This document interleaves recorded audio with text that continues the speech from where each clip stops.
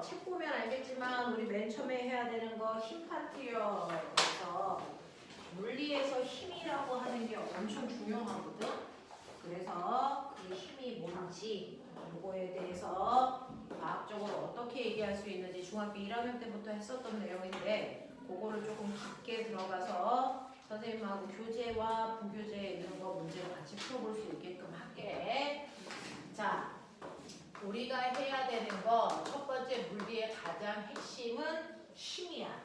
그래서 힘에 의해서 모든 것들이 다 발생하는 거거든. 그 힘에 대해서 배우는 걸 역학이라고 한단 말이야. 그래서 오늘 우리가 해야 되는 거 힘이라고 하는 건데 힘은요 눈에 보이지 않지만 과학에서 인정한다.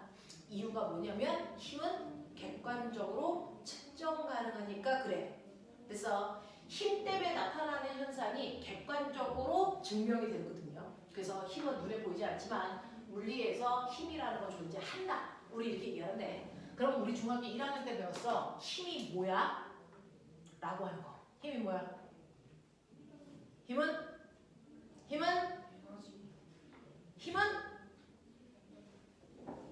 에너지는 아니야. 힘은 물체의 모양이나 중학교 1학년 때 했잖아. 힘은 물체의 모양이나 운동 상태를 변화시키는 유일한 능력. 되겠습니까? 이거 말로도 설명할 수 있어야 돼. 힘은 물체의 모양 또는 운동 상태를 변화시키는 뭐다? 능력이다. 이렇게 얘기해. 힘은 물체의 모양 또는 운동 상태를 변화시킬 수 있는 유일한 능력을 힘이라고 합니다. 라는 얘기야. 그래서 그럼 거꾸로 얘기할게. 물체의 모양이 바뀌었어? 얘 힘 받고 있는 거야. 모양이 많이 바뀌었어? 힘 많이 받는 거야. 모양이 조금 바뀌었어? 힘을 조금은 받고 있는 거야. 근데 모양이 안 바뀌어? 힘 안 받고 있는 거야. 되겠어? 이렇게 측정이 가능하거든요. 자, 물체의 모양이나 두 번째, 운동 상태를 변화시킬 수도 있대요. 운동 상태가 뭐야? 이거 중학교 1학년 때 썼던 용어다. 운동 상태가 뭐지? 운동 상태가 뭐니? 라고 하면 물체의 빠르기나 몰리게 한다. 방향. 그래서 이걸 뭐 시키는 거야? 변화시키는 능력이라고. 그러니까 변했다면 반드시 힘 받고 있는 거야. 어떤 애가 점점 빨라지고 있어? 힘 받고 있어서 그래. 어떤 애가 점점 느려지고 있어? 그것도 힘 때문이야. 그러니까 물체가 가다가 멈춰요? 얘 힘 받아서 멈추는 거야? 안 받아서 멈추는 거야? 받아서 멈추는 거야. 힘을 안 받으면 어떻게 되는 거야? 변하면 안 돼. 빠르기와 방향이 일정해야 돼. 알겠어? 그러니까 어떤 물체가 있다. 2kg짜리 물체가 오른쪽 방향으로 2의 빠르기로 가고 있어. 이때요. 얘가 어떤 힘도 안 받으면 변화가 있으면 안 돼. 변화가 있으면 안 되기 때문에 힘을 안 받았다면 얘는 여전히 오른쪽 방향으로 2의 빠르기로 계속 가야 돼. 그래서 빠르기도 방향도 바뀌지 않는 멋진 말 등소 직선으로 가야만 된다고. 힘을 안 받으면. 됐어? 근데 힘을 받는다면 어때요? 그건 무조건 처음이랑 다르게 변해야 되는 거야. 힘을 받고 있다면. 그중 첫 번째 빠르기만 바뀔 수도 있어. 두 번째 힘을 받아서 빠르기는 안 바뀌지만 방향만 바뀔 수도 있어. 어쨌든 변했잖아. 이거 힘 때문이야. 그런가 하면 빠르기와 방향이 다 바뀔 수도 있어. 이거 힘 때문이야. 되겠니? 자, 근데 우리는 알아. 이 물체가 가다가 빠르기가 바뀌는데요. 그 중에서 빠르기가 점점 빨라질 수도 있죠. 힘을 받긴 받나 봐. 변하니까. 어떻게? 어떻게 힘을 받아야 방향은 안 바뀌고 빠르기만 바뀌니? 얘기해. 얘한테 어떻게 힘을 주면 방향은 안 바뀌고 빠르기만 바뀌게 할 수 있니? 그것도 점점 빨라지게 할 수 있니? 그쵸. 운동하고 있는 방향과 같은 방향으로 힘을 주고 있으면 방향은 안 바뀌고 빠르기만 점점 빨라져요. 되겠어? 또는 빠르기가 점점 느려지게도 할 수 있어. 방향은 안 바뀌고 점점 느려지게도 힘줄 수 있어. 어떻게 하면 되니? 그쵸. 물체가 움직이는 방향과 정반대 방향으로 힘을 주면 방향은 안 바뀌고 빠르기만 점점 느려지게 할 수 있다고요. 되겠어? 자, 그런가 하면 방향만 바꾸고 싶어. 빠르기는 안 바뀌고요. 방향만 바뀌게 하고 싶어. 어떻게 힘주면 될까? 중학교 1학년 때다. 그쵸. 물체가 가는 운동 방향과 수직한 방향으로 힘을 주면 됐어? 방향만 바꿀 수 있어요. 빠르기는 안 바뀌고요. 그거의 대표적인 예가 뭐 있지? 등속 원운동. 되겠어? 걔가 운동 방향의 수직한 방향으로 힘을 받고 있어서 등속 원운동을 할 수 있어요. 그래서 방향만 바뀌게 하려면 물체의 운동 방향과 수직한 방향으로 힘을 주면 가능해. 빠르기와 방향을 다 바꾸게 하고 싶어요. 어떻게 하면 그래요? 라고 하면 대표적으로 빠르기와 방향이 다 바뀌는 운동이 포물선 운동이잖아요. 얘는 물체가 실제로 가는 운동 방향에 수직하지도 나란하지도 않은 비스듬한 방향으로 힘을 받고 있기 때문에 한꺼번에 다 바뀌어요. 그래서 물체가요. A 위치에 있어, B 위치에 있어, C 위치에 있어. 그래서 얘네들이 이 방향으로 가려고 해. 하지만 그게 못 가잖아. 됐어? 자, 이유가 뭐냐면 얘는 중력이라는 힘을 받고 있기 때문인데 그 중력이라는 힘이 운동 방향과 비스듬 됐어? 하기 때문에 한꺼번에 다 바꿀 수 있다는 얘기야.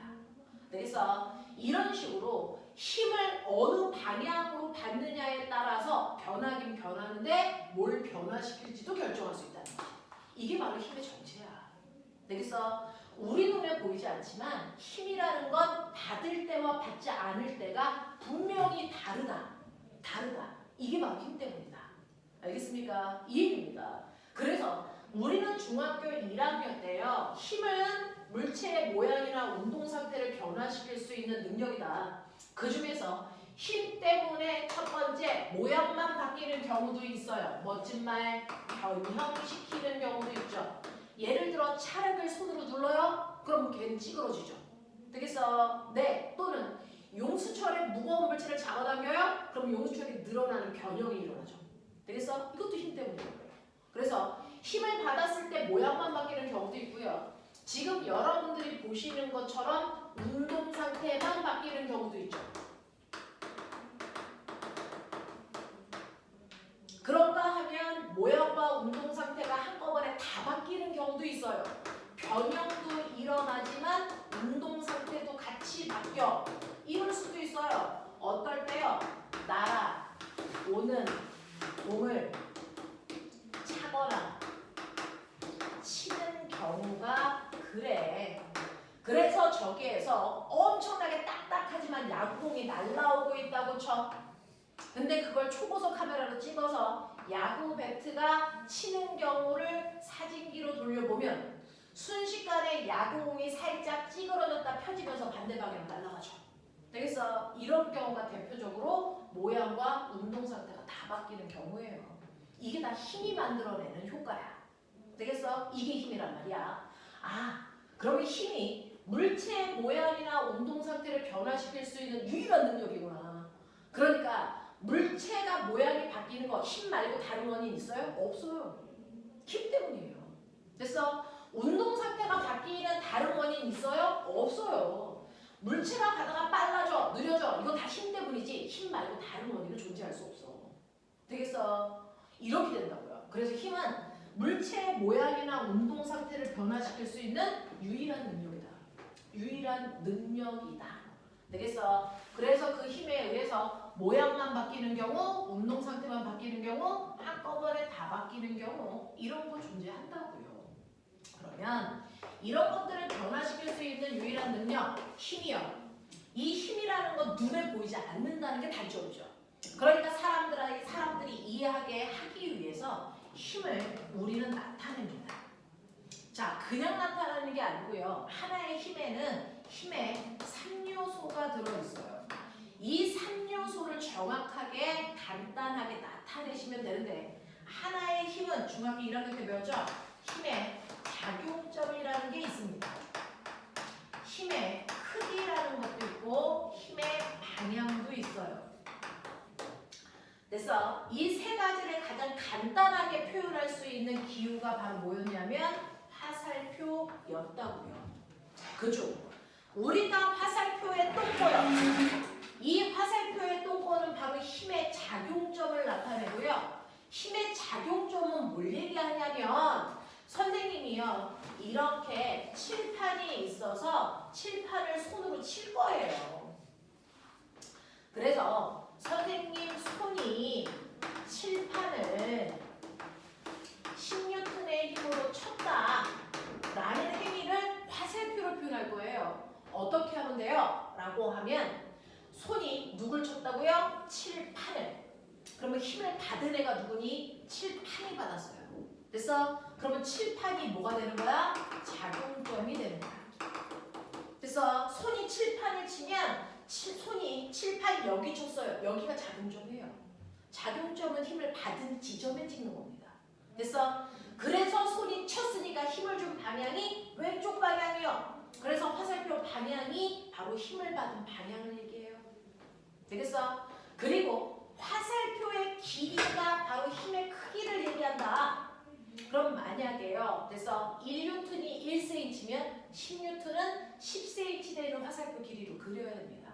근데 지면이 한정되어 있기 때문에 완벽하게 10cm로 표현하지 못하니까 원래는 길이가 힘의 크기여야 됩니다. 그냥 우리가 F는 그냥 10이야 이렇게 쓸 뿐이지 원래는 길이가 힘의 크기에 비례하게 그려져야 된다.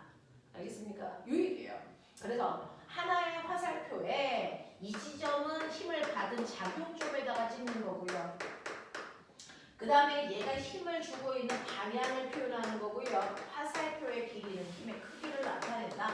그래서 힘의 3요소를 간단히 화살표로 표현할 수 있습니다. 됐죠? 자, 그러면 이러한 힘들이 물체에 작용하는데 문제는 어떤 하나의 물체가 있다고 치자 가라는 물체가 있어요. 이 새끼 2kg예요. 근데 내가 여기에다가 힘을 오른쪽 방향으로 10N의 힘을 줘요. 이 물체는 이 하나의 힘만 받습니다. 그렇다면 결론 가라는 물체는 오른쪽 방향으로 10N의 힘 때문에 변해야 됩니다. 모양이 바뀌던 운동 상태가 바뀌던 그래서 10N의 힘만큼 변해야 돼요. 맞죠? 자, 근데 문제는 가라는 물체에 이렇게 하나의 힘 F1만 작용하는 게 아니고요. 반대 방향으로 5N이라고 하는 그래서 F2라는 힘도 작용하고요. 그 다음에 같은 방향 이 방향으로 F3라고 하는 3N의 힘도 작용하고요. 그런가 하면 이 방향으로 비슷한 방향, 비스듬한 방향으로 F4 그래서 F4 12N의 힘도 작용한다고 치자. 그렇다면 결론 이 물체는 어느 방향으로 얼마만큼의 힘을 받아서 변해야 됩니까? 이게 문제예요. 그래서 어떤 물체에 힘이 작용하는데 사실은 하나의 힘만 물체에 작용하는 경우는 존재하지 않습니다. 대부분 물체들은 동시에 여러 개의 힘을 각양각색의 방향으로 힘을 받고 있단 말이죠. 그렇다면 이 물체는 어느 방향으로 얼마만큼 바뀔까? 실제로 이 물체가 받는 진짜 힘을 찾으셔야 돼요. 그 진짜 힘을 우리 뭐라 그러냐면 알짜 힘 또는 항력이라고 해요. 그래서 이 물체는 결국은 어느 방향으로 얼마의 힘을 받는 거야? 라고 하는 알짜 힘을 구해야 얘가 어느 방향으로 바뀔지 알 수 있어요. 사실은 얘는요. 이 방향으로 12N이라는 알짜 힘을 받습니다. 그래서 결국 가라는 물체는 이 방향으로 12N만큼 변할 거란 말이야. 선생님 이거 어떻게 알았어요? 네. 이렇게 여러 개의 힘을 합해 알짜 힘을 구하는 방법을 힘을 우리는 뭐 한다 그러냐면 합성한다 그래요. 합성한다 그럽니다. 되겠어? 힘을 합성하는데 그 합성하는 방법 중에 첫 번째 여러분들 한꺼번에 얘네들 다 합성할 수는 없고요. 두 개씩 묶어서 합성해 갈 겁니다. 첫 번째 F1과 F3 볼게요. 우리는 F1이라는 힘하고 F3라고 하는 힘을 합성해 주세요 라는 표현입니다. 플러스는 합성하라는 뜻이지 더하라는 뜻이 아니거든요. 되겠어? F1과 F3를 합성해 주세요. 근데 F1과 F3는 보시는 것처럼 둘이 같은 방향으로 작용하는 힘입니다. 같은 방향으로 작용하는 힘을 어떻게 합성하면 돼요? 같은 방향일 때 얘기해봐. 재훈아, 얘는 얼마? 14. 그쵸. 같은 방향으로 작용하는 힘들끼리는 실제로 더하는 게 합력을 구하는 방법이에요. 그래서 F1은 10N이고 F3는 3N이니까 실제로 이걸 두 개를 더한 13N이 이 두 힘이 만든 합력이야. 그러면 어느 방향으로요? 힘은 방향이잖아요. 방향은 얘네들과 같은 방향으로 작용합니다. 그러니 이 둘을 굳이 따로따로 그릴 필요 없이요. 이 둘을 합해서 나는 오른쪽 방향으로 13N이야 라고 하는 힘 하나만 그려놔도 두 개의 효과가 동시에 나타난다. 되겠어? 민기야, 졸려고 살짝 일어나야 돼.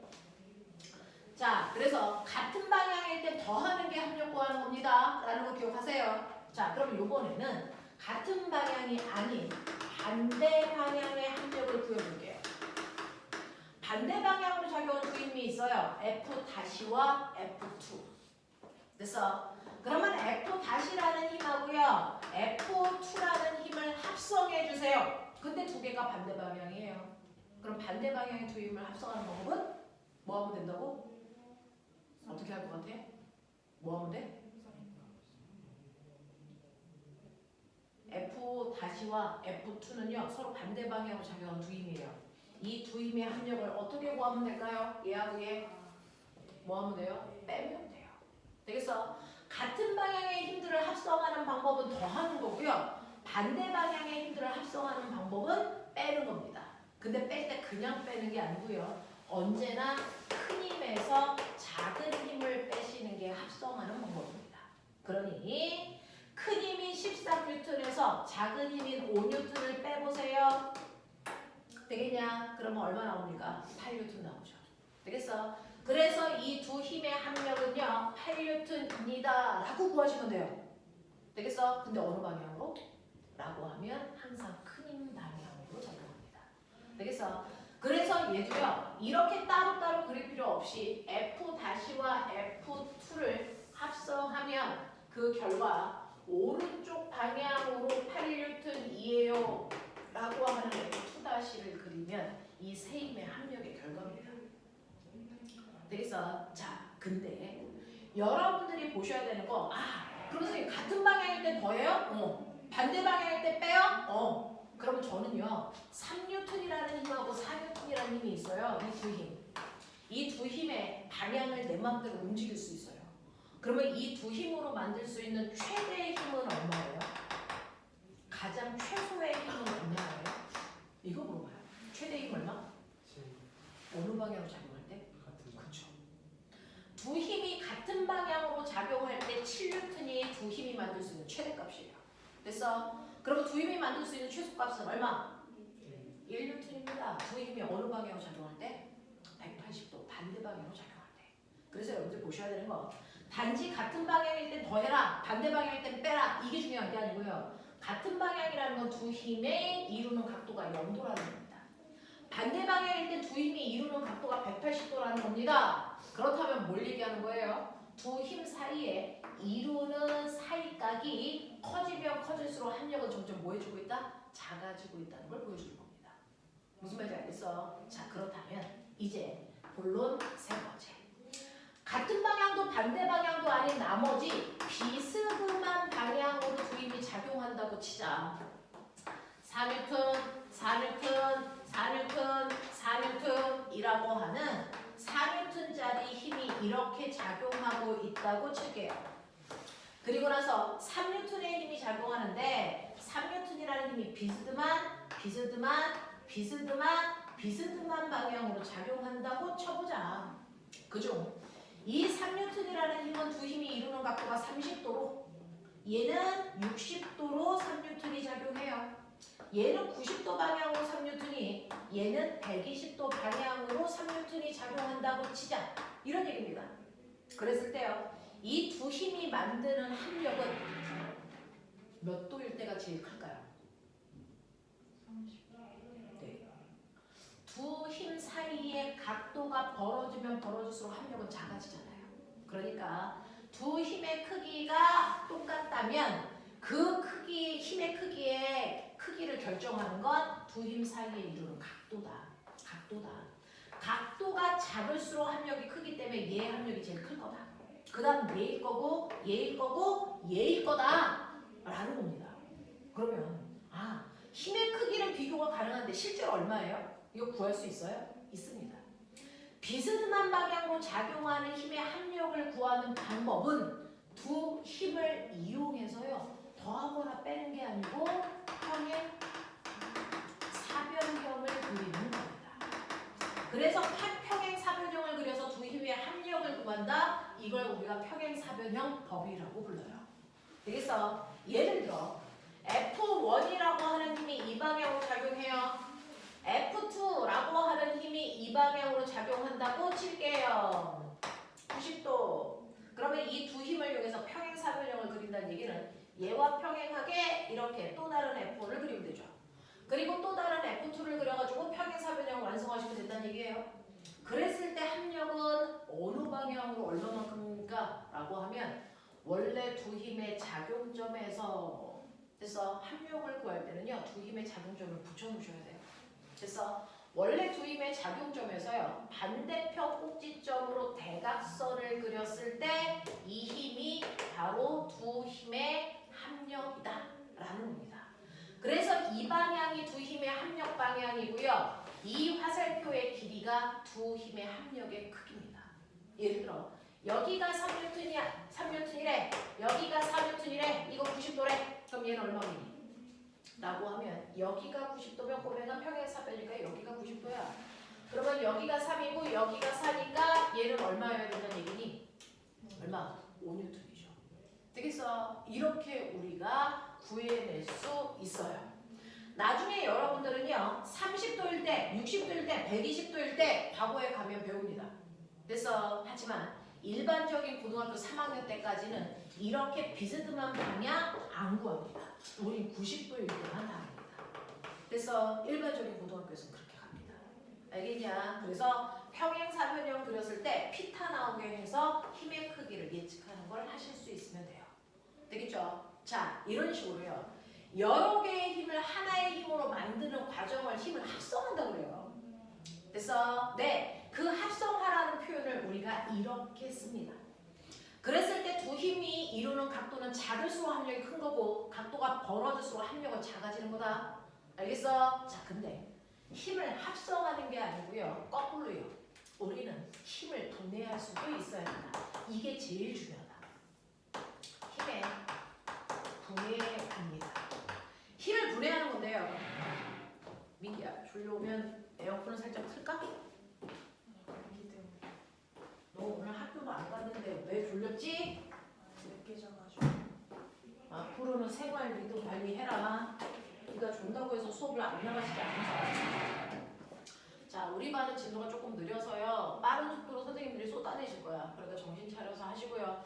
다음 주부터는 월화수목 심야 있어요. 10시부터 12시까지. 아세요? 그러니까 체력 관리 잘 하셔야 돼요. 집에서 유튜브 잠깐 보는 동안 그래서 그 다음 날은 지쳐서 수업을 못합니다. 그러니까 집에 가자마자 주무시고요. 시간 관리 잘해요. 자, 힘을 분해하는 게 더 중요한데요. 만약에 어떤 사람이 너네한테 이렇게 비스듬한 힘을 줬어. 이 방향으로 됐어. 5N의 힘이 작용한대. 라고 하는 비스듬한 방향의 힘을 주면요.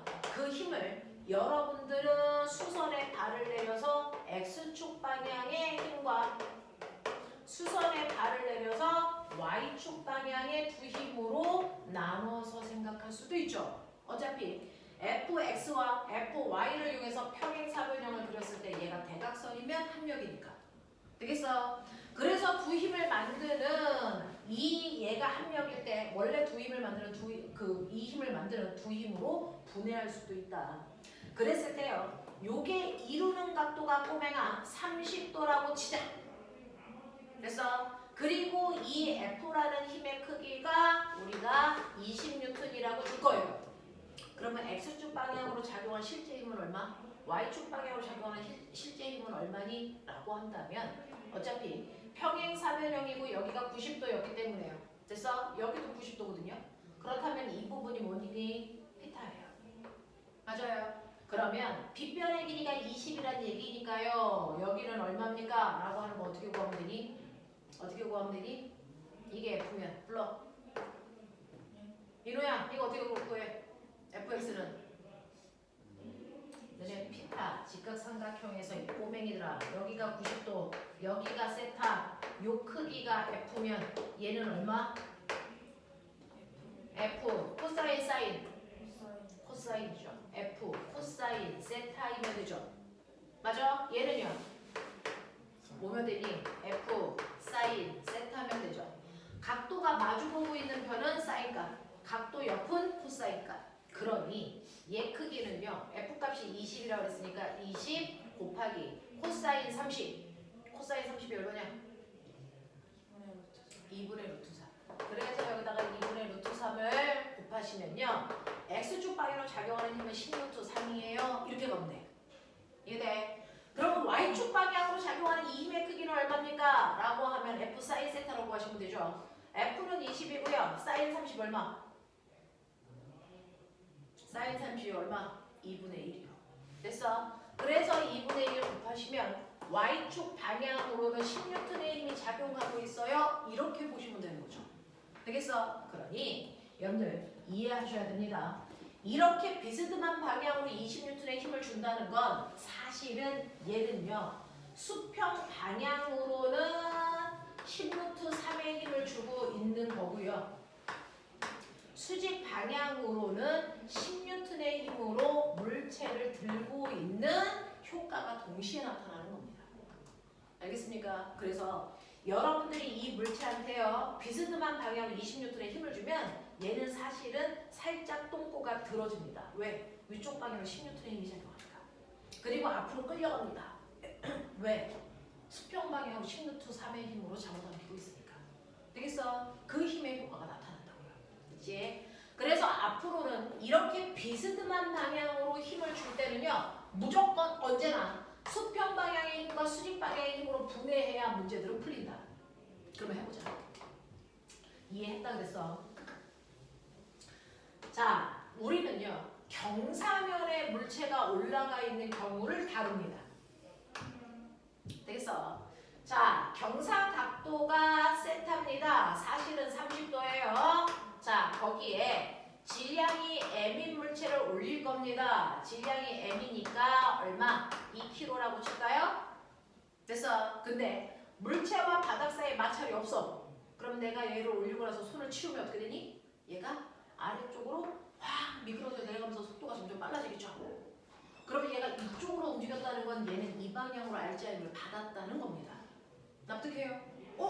근데요. 얘한테 작용하는 힘이 뭔데요? 얘 무슨 힘 받고 있어? 당연히 중력입니다. 중력은 어느 방향으로 작용해요? 지구 중심 방향, 땅바닥 방향이죠. 이 방향으로 얼마요? 라고 하면 우리 중학교 때요. 1kg을 지구는 9.8N의 힘으로 잡아당겨 이렇게 얘기했죠. 자, 우리는 됐어? 간단히 10N의 힘으로 잡아당겨 이렇게 생각합시다. 됐어? 고등학교 올라가면 10으로 배워요. 9.8로 안 합니다. 그래서 1kg당 10N의 힘으로 지구가 잡아당기니까 2kg이면 얼마의 힘으로 잡아당기니? 20N의 힘으로 지구가 잡아당기는데 그러면 힘을 이 방향으로 받으니까 물체는 일로 가야 되겠죠? 근데 일로 안 가. 물체가 일로 내려가. 이유가 뭘까요? 그건 중력이라는 힘이요. 경사면에서는 중력과 나란한 방향의 힘과 중력과 수직한 방향의 힘으로 중력이 분해된다. 그래서 경사면에서는 경사면과 나란한 방향의 힘과 경사면과 수직한 방향의 힘으로 중력이 분해돼서 작용한다. 이 뜻입니다. 그래서 이 두 힘을 이용해서 평행사변형을 그렸을 때 대각선이 바로 뭐다? 실제 중력이다. 이 얘기예요. 되겠니? 자, 그랬을 때요. 그러면 우리는 이 힘을 중력 mg라고 합니다. 됐어? 네, 중력, 무게. 되겠니? 1kg짜리 물체는 지구로부터 10N의 힘을 받아. 그럼 2kg짜리 물체는요? 라고 하면 2 곱하기 10 하시면 되죠. 됐어? 물체 질량에다가 우리는 지구가 1kg당 잡아당기는 힘을 중력과 속도라고 불러요. 되겠어? 그래서 질량에다가 중력과 속도를 곱한 거를 우리는 중력이라고 부르던가 또는 그대로 읽으시면 뭐라고 불러요? 무게라고 부르죠. 무게. 알겠습니까? 네. 그래서 얘는 이 방향으로 무게를 받아요. 중력을 받습니다. 자, 그랬을 때 생각해. 이제 수학의 영역이야. 요 각도가 세타야. 그러면 중력과요. 요 기각도 x, 요 기각도 동그라미. 이 중에 어딘가가 반드시 경사면의 각도와 똑같습니다. 동그라미. 네. 여기가 세타면 반드시 동그라미 요 부분이 언제나 세타입니다. 중력과 됐어. 경사면과 수직한 방향으로 작용하는 이 힘 사이의 요 각도가 언제나 경사면의 각도와 같습니다. 되겠어? 자, 그렇다면 요거 뱅아 요거 잘 보시면 이 자체가 뭐니? 직각삼각형 피타. 맞죠? 네. 근데 여기가 mg야. 그럼 빨리 봐. 요 힘의 크기는 뭐라고 쓸 수 있니? 얘는 mg 뭘까요? 얘하고 똑같은 게 이거죠? 그래서 각도가 마주보고 있는 거죠? 사인이야, 코사인이야? 사인입니다. 그래서 경사면 아래쪽으로 물체를 잡아당기는 힘이 바로 이 물체의 무게 mg 싹 내려가 세타. 우리 이렇게 배워요. mg 싹 내려가 세타. 됐어? 사실은 이 힘 때문에 이 물체가 아래로 싹 내려가는 겁니다. 되겠어? 그런가 하면 중력은 경사면 바닥을 쿵 누르는 힘도 만들어냅니다. 됐죠? 요건 뭡니까? 쿨럼. 요거 뭐예요? 얘는 mg 쿵 눌러 세타. 이렇게 외웁니다. 됐어? 그래서 경사면에서요 중력이라는 힘은 mg 싹 내려가 세타와 mg 콩 눌러 세타라는 두 힘으로 분해된다. 그중 물체가 바닥을 콩 누르는 만큼 나중에 배울 거예요. 바닥에 물체를 밀어 올립니다. 그래서 얘가 예를 들어서 10N의 힘으로 누르면 바닥도 얘를 10N의 힘으로 밀어 올려. 그래서 바닥이 물체를 밀어 올리는 힘을 우리는 수직항력이라고 불러요. 그래서 언제나 물체는 자기가 바닥을 누르는 만큼 수직항력이 생기기 때문에 이 두 힘의 크기가 같은데 방향이 반대라서 얘는 합력이 0이야. 그래서 이 힘은 물체를 못 움직여. 그럼 남아있는 힘은 뭐밖에 없어요? 얘예요. 그래서 얘가 경사면에서 물체가 받는 유일한 알짜 힘이 된다. 되겠어? 그래서 이 힘 때문에 물체는 그 알짜인 방향으로 움직이는 거다. 이해입니다. 이해돼요? 네, 이런 식으로요. 경사면에서 물체의 운동을 이해하기 위해서도 힘을 분해할 수 있어야 된다. 이해되죠? 하시겠어? 괜찮아? 나중에 문제 풀었는데 이거 풀 뒤지어. 알겠어? 오케이. 자, 그러면서요. 사인, 코사인 다 머릿속에 정리가 되어 있는 건 맞아요? 0도, 30도, 45도, 60도, 90도 우리 이거밖에 안 하죠? 자, 오메가 사인 0도 얼마? 0이죠. 그래서 네, 이거 2분의 0, 2분의 루트 1, 2분의 루트 2, 2분의 루트 3, 2분의 루트 4 이거죠? 사인 값이. 그렇죠? 이거 거꾸로 하면 코사인이죠. 알겠습니까? 네, 이렇게 한 번만 정리를 좀 해봐 주시면 우리는 주로 사인 30, 사인 60 이거 주로 써요. 그래서 머릿속에 한 번만 정리하시면 되겠죠. 자, 이런 식으로 힘이라고 하는 거 물체의 모양이나 운동 상태를 변화시킬 수 있는 유일한 능력이고 그러한 능력인 힘은 합성도 가능해야 되고 분해도 가능해야 된다. 알겠습니까? 네, 이게 바로 힘입니다. 자, 근데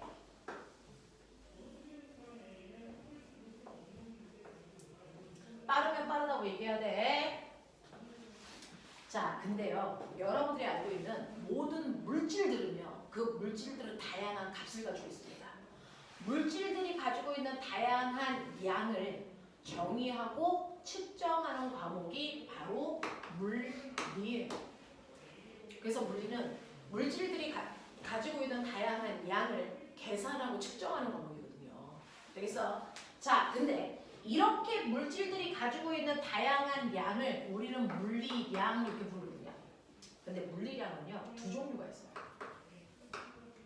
그래서 자 부피, 질량, 온도 얘처럼 그래서 단지 크기만 표현해도 정보가 100% 전달되는 애들은 값을 크기만 나타냅니다. 그래서 크기만으로 정보를 100% 전달할 수 있는 아이들은 크기만 나타내는데 이걸 우리가 스칼라라고 불러요. 근데 크기만으로는 정보를 100% 전달할 수 없어. 대표적인 얘가 누구냐면 힘이야. 왜요? 힘이 10N 주고 있어 얘한테. 근데 오른쪽으로 10N의 힘을 받을 때와 왼쪽으로 10N의 힘을 받을 때 얘의 결과가 같니 다르니? 다르죠. 오른쪽으로 힘 받으면 오른쪽으로 갈 거고 왼쪽으로 힘 받으면 왼쪽으로 갈 거니까. 되겠습니까? 그래서 힘과 같은 애들은요. 사실은 크기만으로 정보를 100% 전달할 수 없어서 방향까지도 정확하게 표현해 줘야 되는 물리량이 있습니다. 이렇게 방향을 갖는 물리량들을 우리는 뭐라 그러냐면 이걸 벡터라고 부르고요. 벡터의 가장 대표적인 아이가 힘입니다. 되겠어? 그러면 이 벡터들을 우리가 어떻게 다룰 건데요? 라는 얘기입니다. 벡터를 우리가 어떻게 다뤄서 됐어? 네, 그 양들을 계산할 건데요. 라고 하면 선생님 벡터 다루는 거 잠깐만 해봐 드릴게요. 이렇게 모는 종이가 있다고 쳐. 아가야. 이렇게 모는 종이가 있다. 모는 종이가 있는데 거기에 우리는 벡터라고 하는 표현으로요. A 벡터 이렇게 써요. 그래서 사실은 이거 잘 안 씁니다. 여러분들 지금 배우는 단계니까 해드리는 거죠. 되겠어? 자, A 벡터라는 애가 있어요. 요 방향으로 돼서 1N의 힘이 작용해. 이 힘을 F1 뭐 이런 식으로. 되겠어? 자, 이 방향으로 작용하는 아이도 있어요. F2. 이 방향으로 작용하는 아이도 있어요. F3. 됐어? 이 방향으로 이렇게 작용하는 아이도 있어요. F4라고 하는 벡터 4개를 보여드렸어요. 자, 이 중에 F1과 정확하게 같은 벡터를 찾아봐. F1과 정확하게 같은 벡터 찾으세요. 뭘까요? F2죠. 되겠어? 벡터는요. 평행하게 이동하는 거 가능합니다. 방향만 틀지 않으면 평행하게 얼마든지 움직일 수 있습니다. 그랬을 때 방향도 같고 크기도 같기 때문에 F1과 F2는 정확하게 같은 벡터입니다. 라고 얘기하시면 돼요. 맞죠? 자, 그런가 하면 F1이라는 벡터하고요. F4라는 벡터를 무조건 같게 만들어봐. 얘하고 얘를 무조건 같게 해봐. 방법. 어떻게 하면 될까? F1과 F4를 무조건 같게 해봐. 방법이 뭘까? 라고 하면 민우야, F1과 F4는 왜 달라? 그렇죠. 크기가 다르죠. 되겠어? F1에 비해서 F4의 크기가 몇 배 크니? 그렇죠. 그러니 F1의 크기를 몇 배 하시면 돼요? 2배 크게 하면 같아요. 이렇게 쓰면 돼요. 또는 F1과 F4를 같게 하고 싶으면 F4의 크기를 절반으로 줄이면 돼요. 이런 얘기입니다. 됐어? 그래서 크기 계산은 우리가 그동안 수학 시간에 했던 것처럼 하시면 됩니다. 알겠습니까? 이렇게 하시면 돼요. 자, 그 다음에 저는 F1과 무조건 F3를 같은 벡터로 만들고 싶어요. 방법.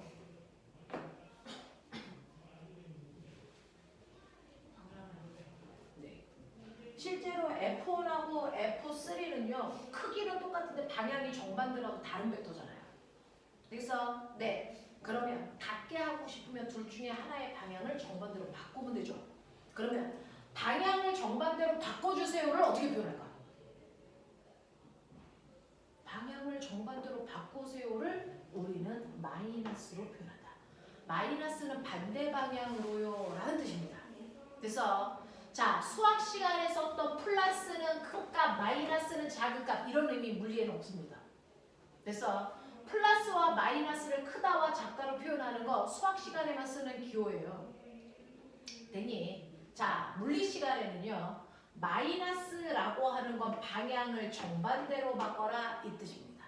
그래서 마이너스는 반대 방향으로 라는 뜻입니다. 그래서 F3를 반대 방향으로 바꾸면 F5가 정확하게 같은 벡터예요. 무슨 말인지 알겠어? 이런 얘기야. 이런 얘기야. 그래서 벡터들을 너네들이 어떻게 다루어야 되는지에 대한 연습을 조금 할 필요가 있겠죠. 자, 그래서 너네가 가지고 있는 본 교재에서요. 됐죠? 본 교재에서 살짝 다뤄보고 갈게요. 자, 여러분들이 가지고 있는 힘을 표현해야 되는 것들이요. 네. 자, 여러분들이 가지고 있는 14페이지 오셨어요. 14페이지.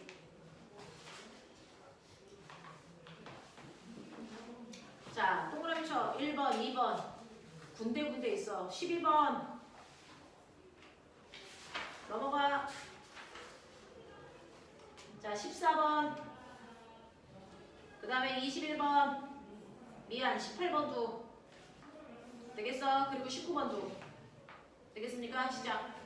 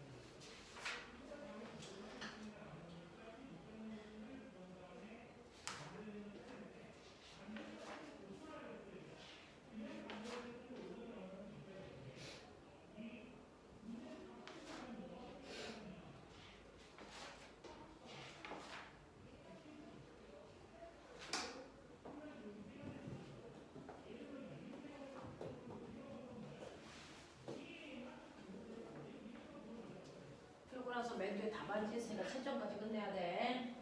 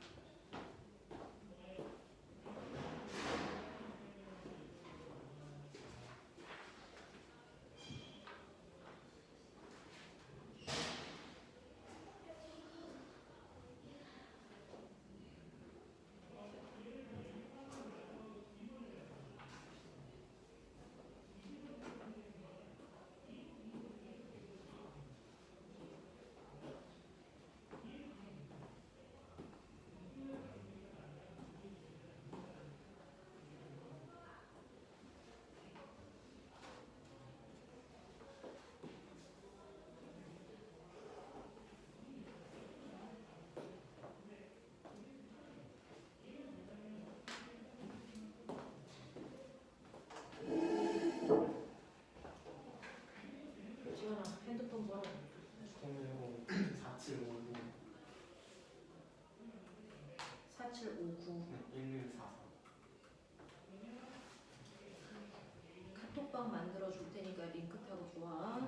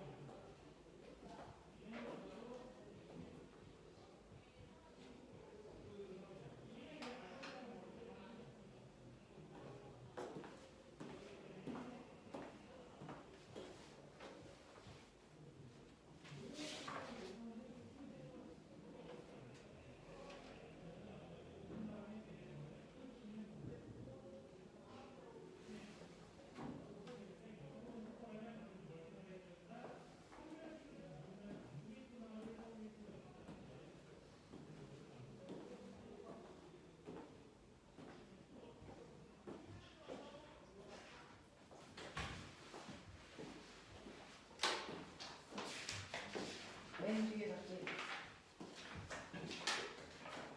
얘들아 푼대까지만 찾자. 맨 뒤에 답지가 그냥 있어요.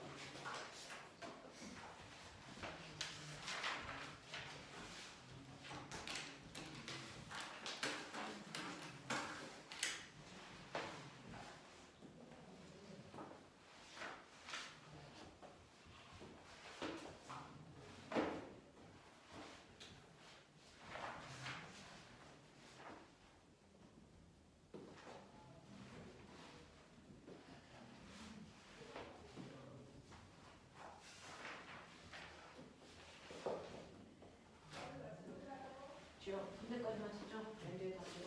맨 뒤로 가면 돼. 맨 뒤로.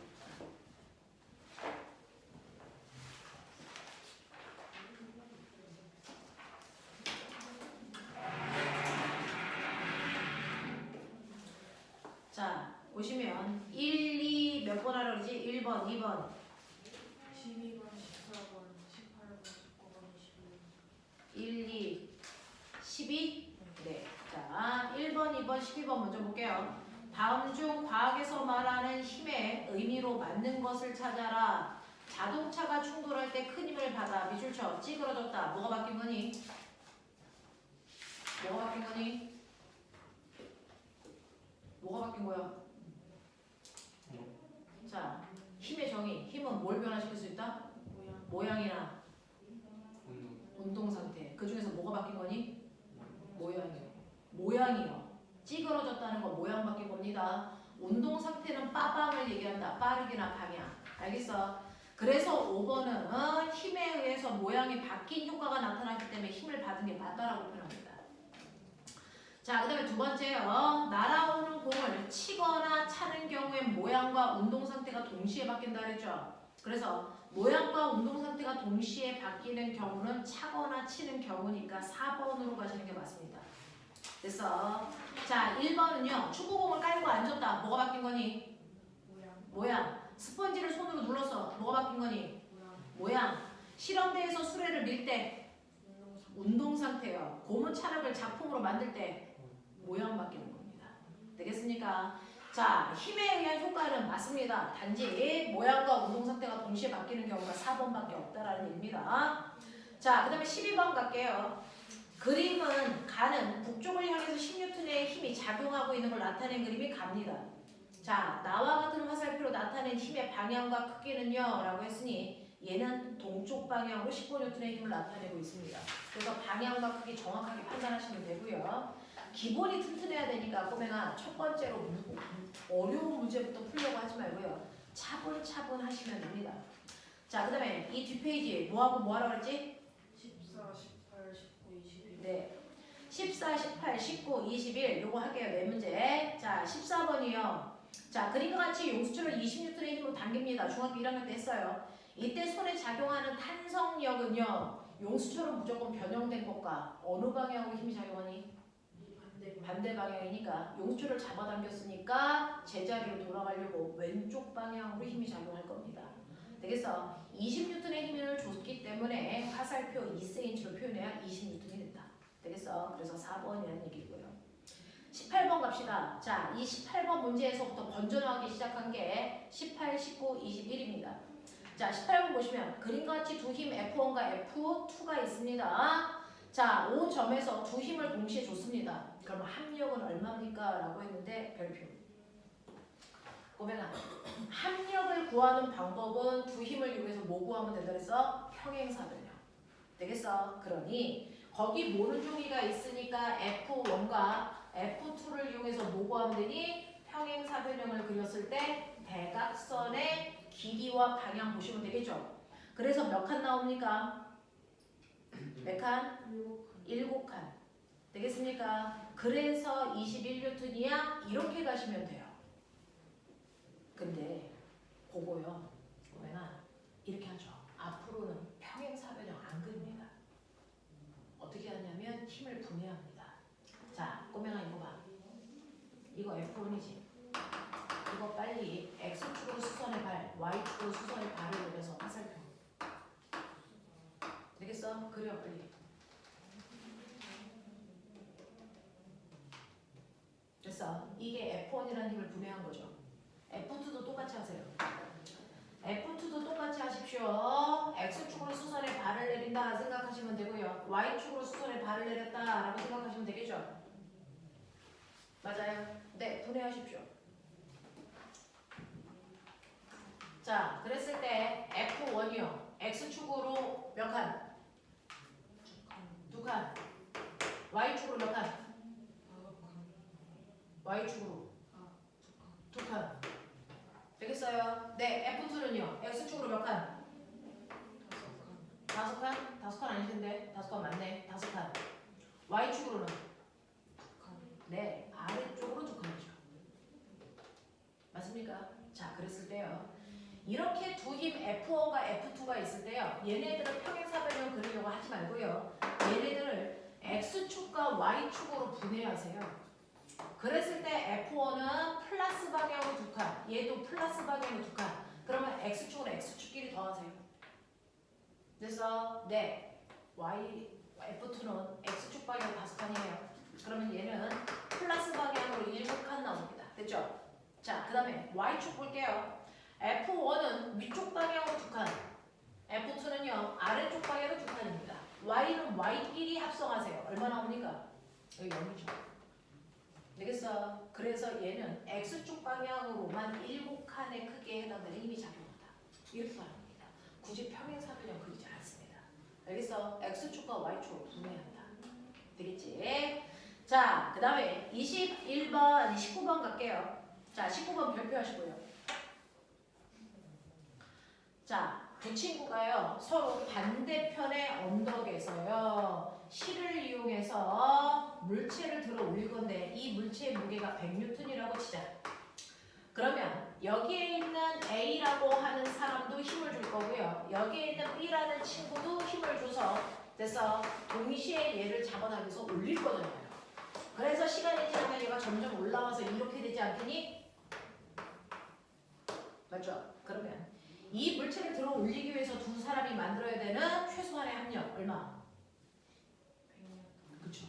얘가 아래로 지구가 잡아당기는 100N의 힘을 받으니까 얘를 들어 올리기 위해서 필요한 최소한의 힘은 위쪽 방향으로 100N의 힘을 두 힘이 합성해서 만들어야 됩니다. 됐어? 그걸 만들기 위해서 A도 이 방향으로 힘을 주고요. B도 이 방향으로 힘을 줄 거야. 근데 이걸 점점 끌어올려. 그럼 똑같이 100N의 힘을 주기 위해서 A가 줘야 되는 힘과 B가 줘야 되는 힘은 점점 커야 되니 점점 줄여도 되니 아니면 똑같은 힘을 계속 줘도 되니 이 문제였잖아요. 결론. 점점 커지는 왜요? 각도가 작아. 그쵸.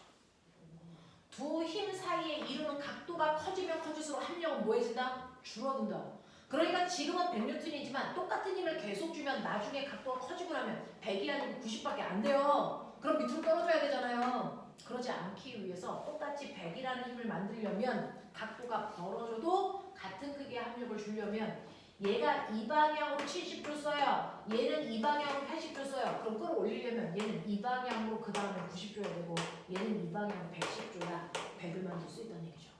되겠어? 각도가 벌어지고 있기 때문에 점점 더 큰 힘을 줘야 똑같은 물체를 들어 올릴 수 있다. 되겠습니까? 각도에 따라 합력의 크기가 달라진다는 뜻입니다.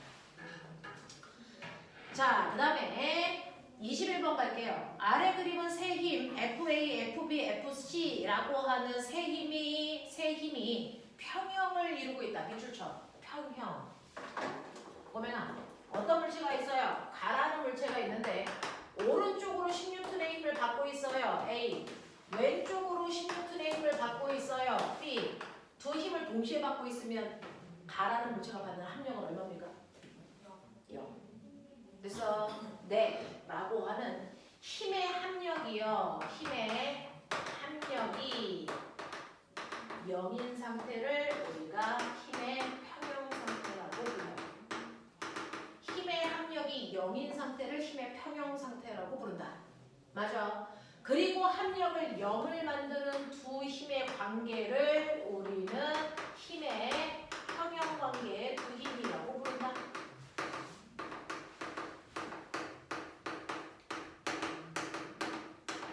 이렇게요. A와 B는 힘의 합력을 0 만드는 힘의 평형 관계의 두 힘입니다. 되겠습니까? 이렇게 얘기합니다. 그래서 힘의 평형이라는 얘기는요. 합력이 0인 상태야 라는 뜻입니다. 되겠죠? 자, 근데 두 힘을 이용해서 합력을 0 만들려면요. 여러분 보시는 것처럼 두 힘의 크기는 반드시 같아야 되고 방향은 반대 방향이어야 돼. 근데 저 새끼는요. 세 힘이 합력을 0 만들어요. 되겠습니까? 세 개의 힘을 동시에 줬더니 합력이 0이랍니다. 자, 그랬을 때 FB, FC의 합력의 크기는 얼마겠습니까? 라고 했는데 보면은 여기에 있는 세 힘의 합력이 0이래요. 그 중에서 FA는 20N이고요. FB는 힘이 얼마인지 몰라. FC도 힘이 얼마인지 몰라. 근데 보면은 이거 전체 합력이 0이려면 생각해봐. 이 두 힘의 합력이 얼마여야 되니? 이 두 힘의 합력은 이 방향으로 적용한 거잖아. 되겠어? 두 힘의 합력은 얼마여야 되니? 무조건 얘와 반대 방향으로 같은 크기의 힘을 만들어야죠. 무슨 말인지 알겠어요? 세 힘의 합력이 0일 때는요. 아무거나 잡아서 두 힘을 잡는다면 그 두 힘의 합력은 나머지 하나의 힘과 무조건 반대 방향으로 같은 크기의 힘을 이루고 있다는 뜻이다. 이해돼? 하겠어? 이 얘기야. 이 얘기야. 세 힘의 합력이 0이기 위해서는 어떤 거든 두 힘의 합력이 나머지 하나의 힘과 무조건 반대 방향이고 같은 크기의 합력을 만든다는 뜻이다. 알겠죠? 기억해 두셔야 됩니다. 그러니까 20이에요 라고 얘기하는 게 맞습니다. 자, 그러면 여러분들이 가지고 있는 넘어와 보실래요? 18페이지죠. 18페이지 됐어. 동그라미 쳐. 자, 24, 25 동그라미 쳤으니까 24, 25 됐죠? 네. 그 다음에 넘기세요. 넘어오시면 너네는 사인, 코사인은 다 할 수 있는 아이들이니까요. 자, 30, 32 자, 그 다음에 36 되겠습니까? 네. 자, 요거 보세요.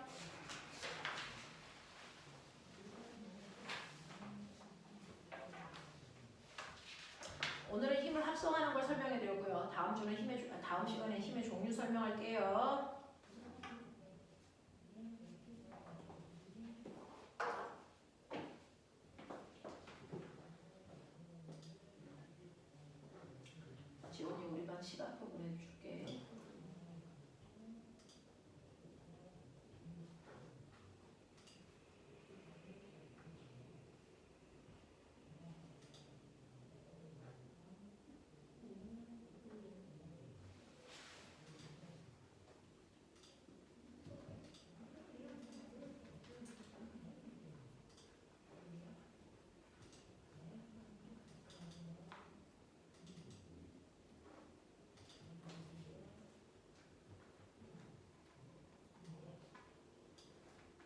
선생님이 담임이다.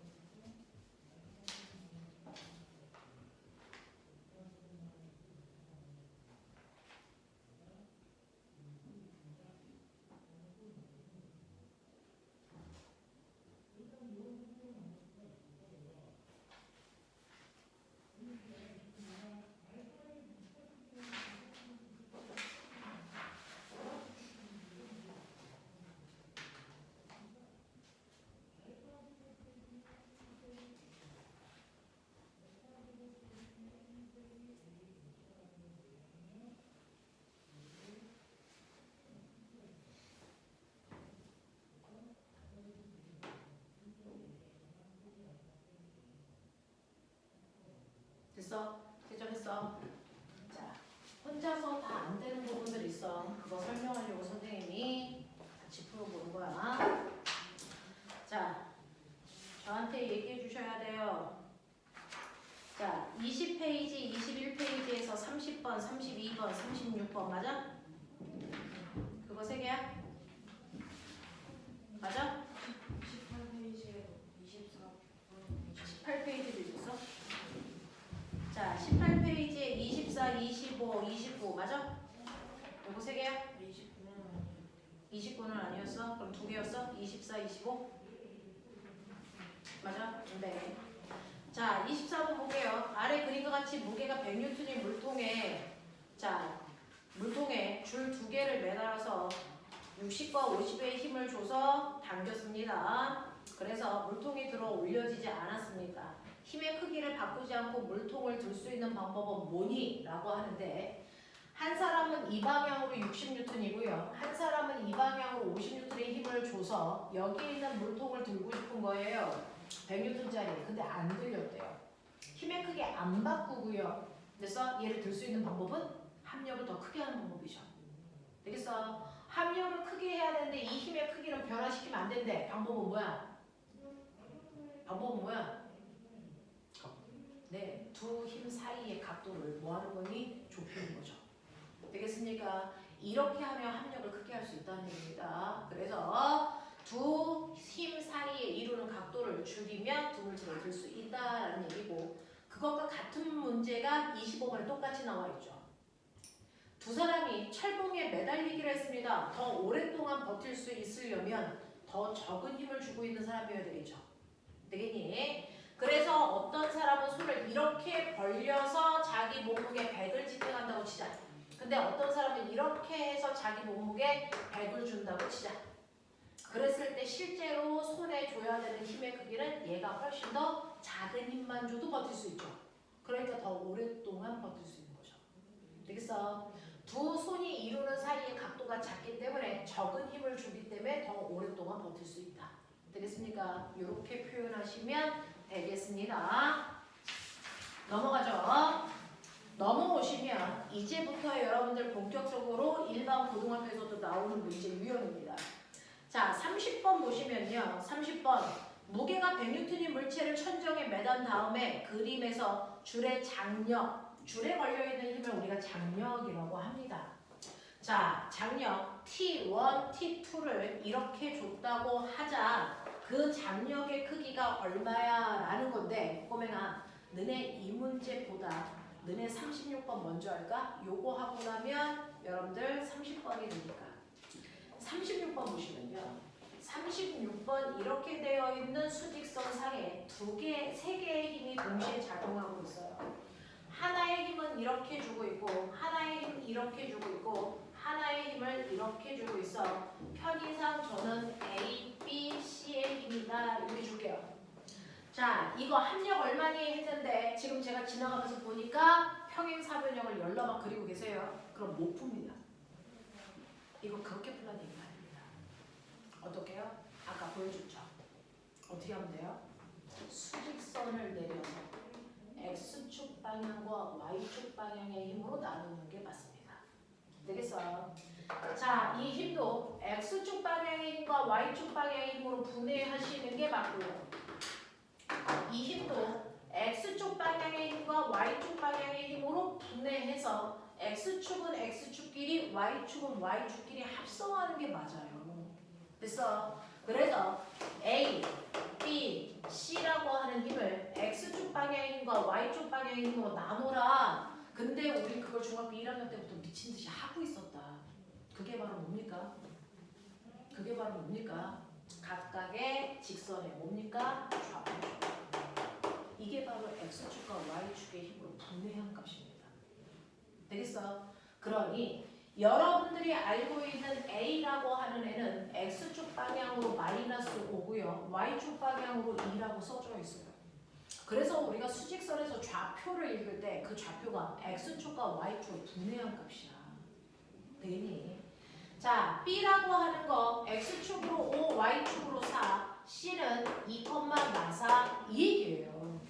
그랬을 때 얘네들의 얼마입니까? 라고 물어본다면 x축은 x축끼리 더하시면요. 얘 같으니까 지워져요. 얘 2입니다. y축 합력 구하면 y축은 y축끼리 지우세요. 같은 애들. 그래서 2입니다. 그럼 결국은 이 세 가지 직선의 합력은요. x축 방향으로 이만큼, y축 방향으로 이만큼에 합성해서 돼서 대각선을 그은 얘가 합력이란 뜻입니다. 그러니 2니까 얘는 얼마겠니 실제로? 네, 2루트 2겠죠. 되겠습니까? 이렇게 가는 거야. 이렇게 하는 게 맞아. 그러니까 비스듬한 방향의 물리량이 나오면 수평 방향과 수직 방향으로 분해해서 푸는 게 맞아. 되겠어? 그걸 실제로 적용한 게 뭐냐면 너네가 가지고 있는 30번이란 말이야. 됐니? 자, 30번은요. 천장에 실 2개를 이용해 가지고요. 물체를 매달고 있는 거예요. 이렇게 이렇게. 그래서 물체가 여기에 이렇게 매달려 있네. 요 얘기예요. 자, 그랬을 때 요 각도가 30도, 요 각도가 60도고요. 그래서 이 물체의 무게는 100N입니다. 그랬을 때 이 물체를 첫 번째 왼쪽에 있는 힘이 이 방향으로 잡아당기는 장력이 작용합니다. T1. 됐죠? 두 번째는요. 이 실이 이 물체를 이 방향으로 잡아당기는 장력도 작용하죠. T2. 그랬을 때요. 이 T1과 T2를 합성했을 때 합력이 정확하게 이 물체에 작용하는 중력과 반대 방향으로 같은 크기의 힘으로 작용하니까 이 물체는 이 위치에서 정지 상태겠죠. 그래서 정지 상태라는 얘기는 이 물체에 작용하는 합력이 얼마라는 뜻이니? 0. 왜? 얘는 변하는 게 없으니까. 그래서 모양도 안 바뀌고 있고요. 운동 상태도 변하지 않았으니까 얘는 받고 있는 합력이 0이라는 뜻입니다. 합력이 0이면 아래쪽으로 작용하는 중력과 무조건 반대 방향으로 같은 크기의 힘을 받고 있다는 뜻입니다. 되겠어? 그러니 T1과 T2의 합력은 100이에요. 1. 그러면 T1과 T2의 합력을요. 100 만들 수 있는 이 각도에서 100 만들기 위해서는 T1에 얼마의 힘, T2에 얼마의 힘을 줘야 되니? 이 얘기하는 건데요. 이 문제 푸는 방법은 똑같습니다. 얘를 X축 방향의 힘과 Y축 방향의 힘으로 그래서 나눠서 이 두 힘의 합력이 얘이기만 하면 되는 거죠. 자, T2도 수평 방향의 힘과 수직 방향의 힘으로 분해해서 두 힘의 대각선이 얘다라고만 치시면 돼요. 그랬을 때 꼬맹아, 우리는 T1 먼저 보자. 요 각도가 30도니까 요 각도가 30도예요. 그리고 이게 평행 사변형이었단 말이죠. 그렇다면 여기가 직각삼각형 이게 비타겠네요. 이해돼? 그랬을 때요. 요 크기가 얼마입니까? 요 T1의 코사인 값이죠. 코사인 32 2분의 루트 3 T1 맞아요? 네. 얘는요 라고 합니다. 얘는 2분의 1 T1이요. 맞아? 이렇게요. T1이라고 하는 힘을 수평 방향의 힘과 수직 방향의 힘으로 분해하고 계세요. 수평 방향은 이 방향으로 2분의 루트 3 T1이고요. 수직 방향은 이 방향으로 그래서 2분의 1 T1이다. 이런 얘기야. 자, 똑같은 의미에서 T2도 분해하면 이 방향의 힘과 이 방향의 힘으로 분해했는데 요 각도가 60이니까 얘는 요 각도가 60. 됐죠? 그랬을 때 얘는요 2분의 1 T2여야 됩니다. 이거는요 수직 방향의 힘은 2분의 루트 3 T2여야 된다는 얘기죠. 되겠어? 자, 이런 식으로 하면 여러분들 여기에서요 수평 방향은 수평 방향끼리 합성하라고 그랬으니까 이 힘과 이 힘 보이세요? 정반대 방향이에요. 그럼 힘의 크기만 같으면 됩니다. 그러면 합력이 0이겠죠. 되겠어? 수평 방향으로는 이 힘과 이 힘만 작용하니까 합력을 0을 만들려면 이 두 힘의 크기를 같아야 됩니다. 그래서 2분의 루트 3 T1의 크기가 2분의 1 T2의 크기와 같다 이 뜻이야. 그러니 여러분들 보이세요? T2는 루트 3 T1의 크기를 갖습니다. 이 얘기죠. 대 수직 방향은요. 수직 방향은 이 힘과 이 힘이 작용하는데 이거 두 개를 합한 값이 아래로 작용하는 중력역기와 같으면 되겠네요. 그 얘기입니다. 그러면 위쪽 방향으로 작용하는 2분의 1t1에다가 이 방향으로 작용하는 요 힘이죠. 2분의 루트 3 t2를 더한 값이 물체의 무게 100이 되면 돼요. 이런 얘기인데 이때 t2는 루트 3 t1이랑 같다 그랬으니까 t2 자리에 루트 3 t1을 대입할게요. 가능하죠? 그러면 2분의 1 t1에다가요 2분의 3 t1을 더한 값이 100이면 되는 거니까. 그래서 2t1의 값이 100 그러면 t1은 50이야 이 뜻이야. 그러면 t1이 50이면요 t1의 루트 3배가 t2라고 했으니까 t2는 100 루트 3이겠네 이런 뜻이니 50 루트 3이겠네 이런 뜻이죠. 되겠어? 가능해? 요런 얘기야. 요런 얘기야. 되겠죠? 요 문제 꼭 풀어보셔야 됩니다. 집에 가서 다시 풀어보셔야 됩니다. 되겠죠? 요 문제는 꼭 다시 풀어보시면 되겠습니다. 오늘 선생님이 영상도 찍었으니까 올려드릴 테니까 요 문제요. 선생님이 지금 칠판에 막 더럽게 써가지고 잘 안 보이잖아요. 집에 가서 다시 한번 해보셔야 됩니다. 자, 그러면서 너네들은 수학 시간에 수학 학원을 다녔으니까 우리 학원에 익숙할 때고 지원이는 우리 학원은요 1교시가 5시부터 6시 30분까지가 1교시이고요. 그리고 6시 30분부터 6시 50분까지가 저녁 시간이에요. 그래서 외부에서 엄마 보고 주문해달라고 해서 1층에 갖다 놓으면 가져와서 먹어도 되고 싸가져와도 되고 사서 먹어도 되고 그리고 2교시는 6시 30분부터 8시 20분까지고요. 3교시는 8시 30분부터 10시까지예요. 되겠어? 오케이. 자, 식사하십시오. 숙제는 매일매일 선생님이 카톡방에다가 올립니다. 그거 보고 숙제해 오시면 됩니다.